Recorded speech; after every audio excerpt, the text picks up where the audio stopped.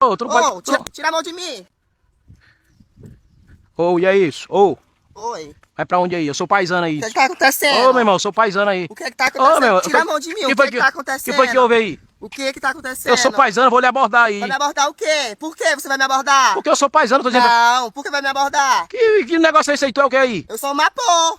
Mapou? O que é Sim. mapou? Mulher, quem é você? Meu querido, eu não tô entendendo, eu não quero saber o que você é, o que você... Eu vou só fazer a abordagem de você, se tiver tudo ok, vai ser liberado, ok aí? Não, por que vai me abordar? Quem é você, seu lixo? Seu lixo. Tu é o que, mulher? Eu sou mulher. E esse ovo aí? É o que, mulher? Eu sou mulher. E esse ovo aí? O que é que você quer saber das minhas partes íntimas?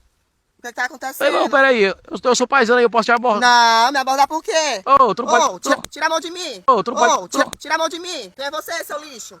Tá pensando o quê? Que... Ai, vai pra lá, ó. Ei, essa... Você. Essa lá... Eu, hein, que louco. Ei, essa lá...